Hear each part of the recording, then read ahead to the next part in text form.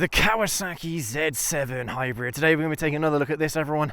And I'll tell you what, in our first impressions ride review, I really did get to know this bike quite a lot. But the only issue is I don't really know what to compare this bike to. This is totally new for me, and I mean totally new, I think, for the industry. So I think today we're going to compare this bike to traditional ICE bikes, and let's see how this really stacks up. And the thing is as well, I think a lot of people might be disappointed with what I'm going to be saying in today's video, but that's not meant to take anything away from this bike, because I think this platform actually has a lot of potential. Seriously. Today's main question is, one, is it worth it? And two, what is the experience like? Is the experience worth it in comparison to an ICE motorcycle today? Well, let's see if we can answer that question, but let's start off in the EV mode, why not? Oh, I just tried moving this bike back. I've got the walk mode. Why? Why am I doing that? I can just reverse it. Okay, I tell you what, I'm never going to get bored of that, man. That is a big feature. And yeah, trying to push this bike back like a plebeian, it is a bit heavy to move around, but having that function actually is pretty neat. Now I think we are going to revisit this bike again at some point in the near future, and I'm thinking to maybe do like a range test or something like that to see how far the kind of range is of this bike, see how far the battery can actually take you when it's fully charged. But I don't think you can plug this into your kind of home power grid, your power line, you know what I mean. I don't think you can plug it in at home to charge it, but it would be nice if I could just chuck it straight into kind of like the ICE mode. Let's tell you what, actually, let's pull over here. A little bit of space here. We'll put it into the ICE mode, because I think that's probably the fairest way to judge this bike, is in the ICE mode, at least for the time being anyway. Here we go. Bosh. There we are.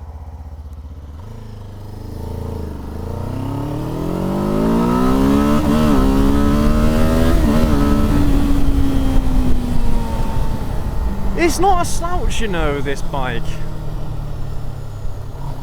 It's not a slouch. But let's talk in terms of experience, alright? So, ergonomically, it's not the most exciting thing in the world. You're not leaning forward an awful lot. This is a very touring kind of bike position, sport touring, something like that. You're sitting very upright, very, very comfortable. Not all that exciting. Some people might find that boring, some people might find that better. It really does kind of depend on the type of rider you are and what kind of riding you like to do. And I don't think the Ninja 7 really changes all that much ergonomically wise. But in terms of, you know, does this put a smile on my face? Yes. 100% this bike puts a massive smile on my face. Not necessarily because it's the most powerful thing in the world. It really isn't. I mean, it's like I kind of mentioned in our ride review of this bike. It felt more like a Z400 in terms of the power. It does have a nice amount of torque, not gonna lie, but it's not the fastest thing in the world. And once you start getting past third gear, yeah, you can tell that this is kind of where it's designed for more fuel economy more than anything else. But that doesn't matter. Oh, that's really neat as well. It's got a dimming screen, an auto dimming screen. I didn't know that. As you went under that bridge, the screen went really dim, and I was like, what is going on?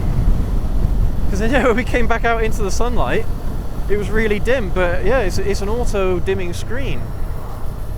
Interesting. Do you know what? If this bike had cruise control, I'd be really happy. I think that would be a really neat addition to this bike, cruise control.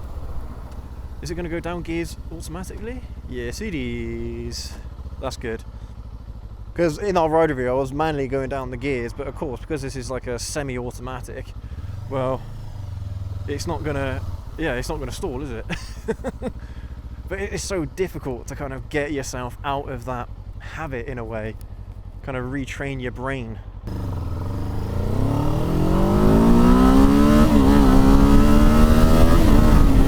Woo!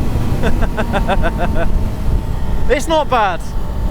It's not bad. Honestly, like, the power is good enough.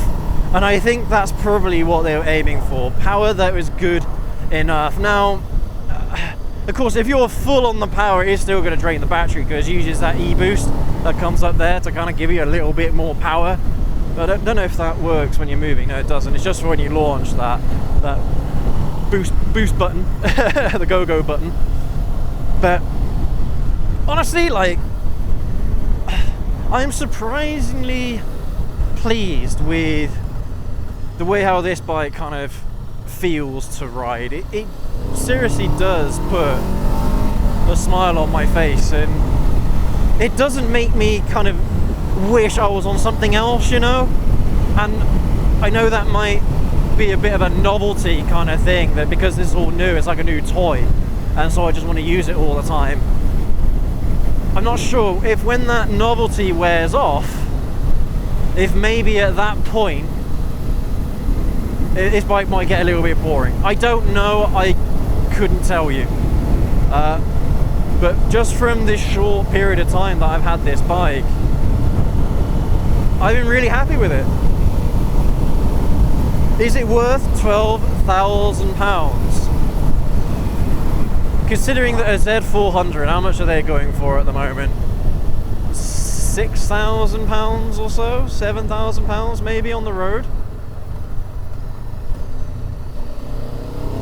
So you're pretty much paying double for what is effectively a Z400 kind of experience, but you are getting that electric function, which honestly will save you quite a lot of money.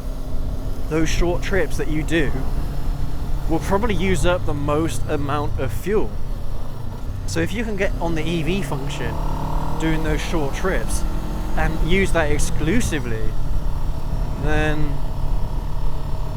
yeah, you're going to save yourself a lot of fuel. And whilst we're on this ride, I mean, we are kind of halfway on the battery meter, and going for a clutch again, an invisible clutch. And I do kind of want to see if, whilst we're on this ride, how much charge the battery gets whilst we're out and about. Because it says the EV range is 3 miles, so let's see if we can bump that up maybe to 5.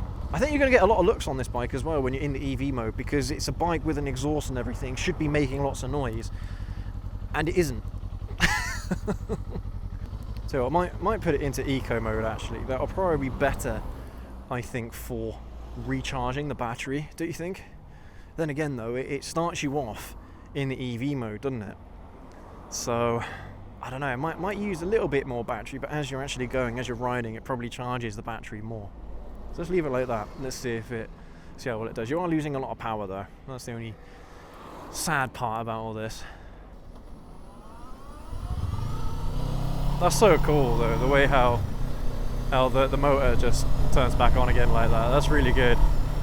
The eco mode doesn't. Oh, that's full power on the throttle in second gear. It doesn't go anywhere. Yeah, not a lot. But if this is the priority for you now, is recharging the battery, then maybe this eco mode is for that purpose. Let's see.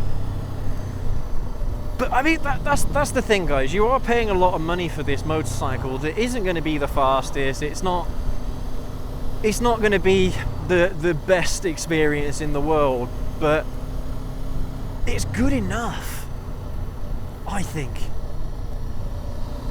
Especially because you've got a lot of that novelty factor, and no one else will have these kinds of bikes either. I mean, I'm a bit scared to overtake in the eco mode. Then again, in the higher RPMs, it's got some guts.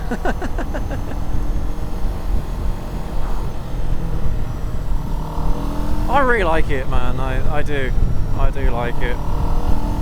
And I mean, so the engineer that inspected this bike and put a few miles on it before I took it out, he said he loves it and hates it. And I kind of understand that. I do understand that.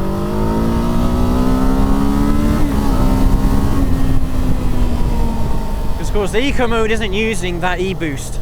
It's not using the electric motor to push you forward. I don't know how much power, I can't remember how much power this bike has in the eco mode, but it is less.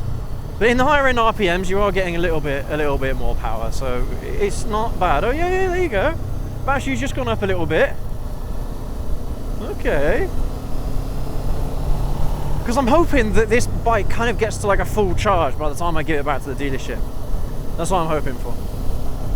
But the thing is, you know, it gives you a lot to kind of think about. Not in a bad way.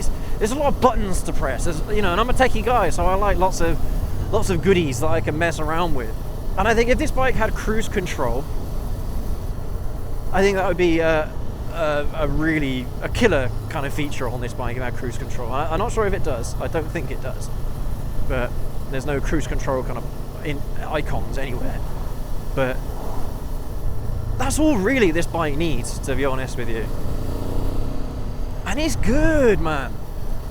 It's not quite up there in terms of experience like a Ninja 650 or a Z650. It's not quite up there in that kind of caliber. It's just under, in terms of experience, it's just under those two bikes, in my opinion. Only just. I mean, yeah, the fact you haven't got to worry about gear changes on the way down is really neat. There we go. And then on the EV, Bosch.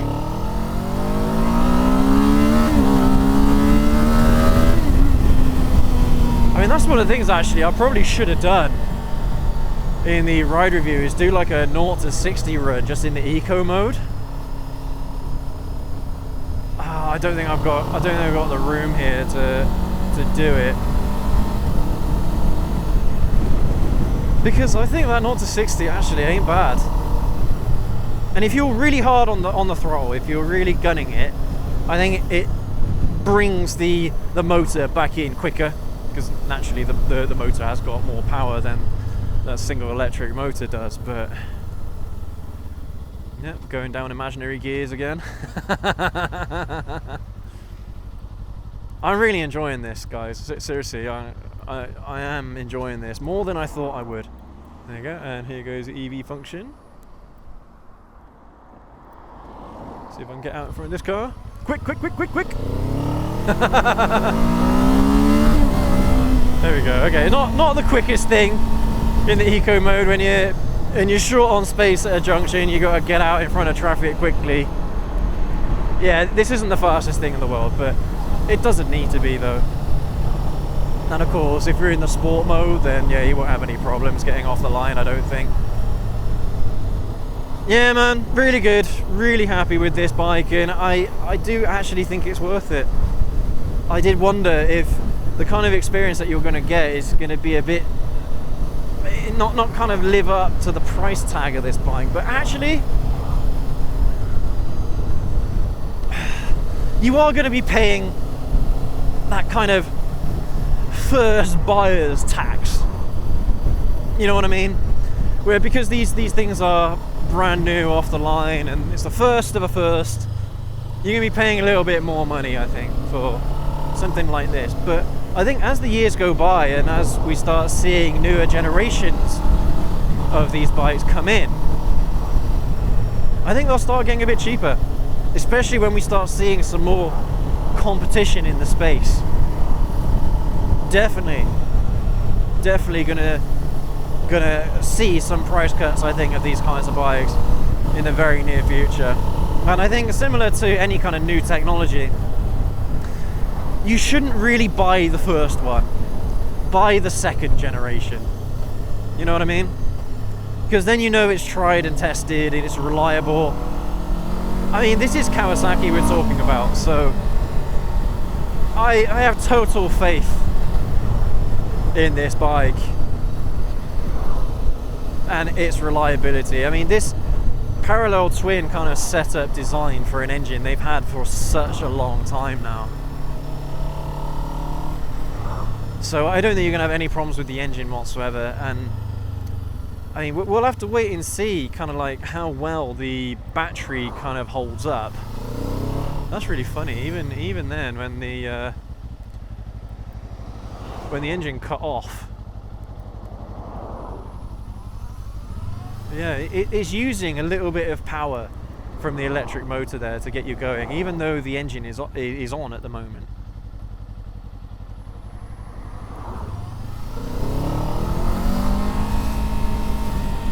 Gosh, I wasn't expecting all this traffic around here today. Very good, very good, very, very happy with the experience of this bike. I think all in all,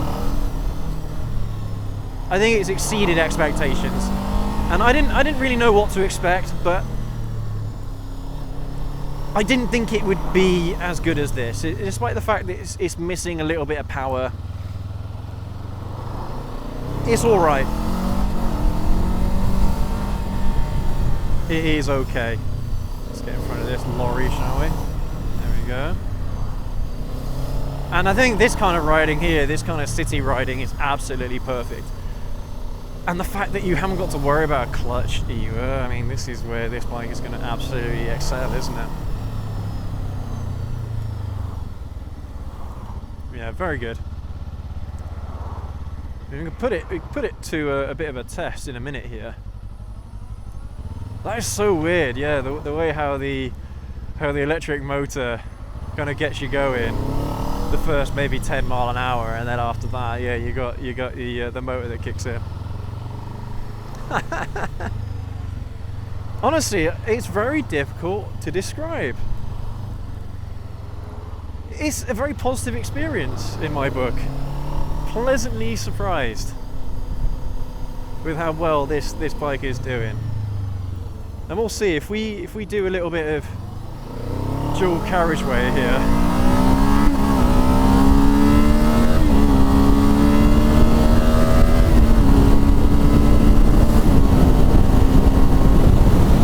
Well, that should help charge up the battery a little bit, right? The EV range is still saying 3 miles, so I suspect that you've probably got to do maybe, I don't know, maybe 50 miles or so on the ICE to charge it up fully, maybe 50 miles, something like that. Might say on a spec sheet somewhere.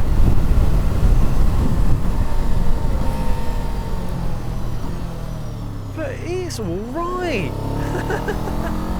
It's alright, you know.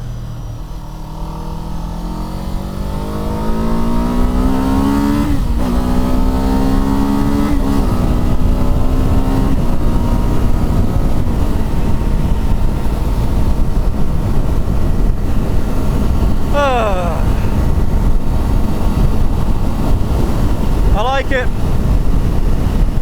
I do like it.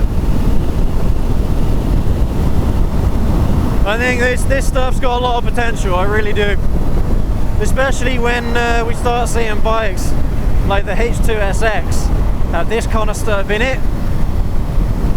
I think that's when these bikes are going to start becoming game changers. I mean, imagine if you've got like a 1000cc parallel twin with this hybrid technology in it, with a chunky motor, a chunky battery. This might do all right, you know. Whee! Oh, I love it.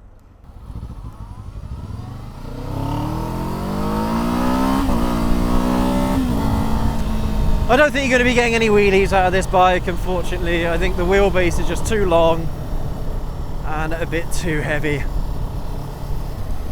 Not really a big deal. And look, my battery meter has gone up one extra bar as well, but EV range is still saying 3 miles. So okay, let's say maybe 30 miles. You got to do 30 miles to get a full charge out of this thing, or a charge that's good enough to get you from A to B over a short distance.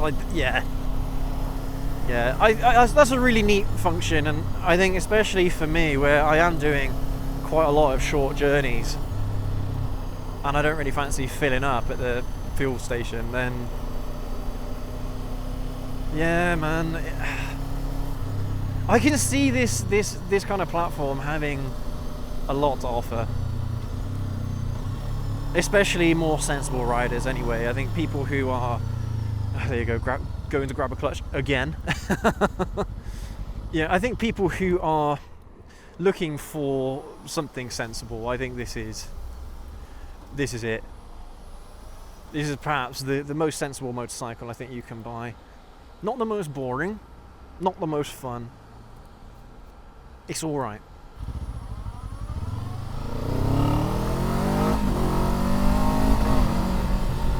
Yeah, it's not in eco mode anyway. It's not as quick off the line either as you kind of expect. It's not as quick off the line as if you'd have like a manual clutch and gears. Doesn't matter. A lot of fun, and yeah, thoroughly enjoyed my time with this bike today. Again, huge thank you to Completely Motorbikes in Gloucester for letting me have a go on this motorcycle for you guys. It's been an absolute pleasure and an honour.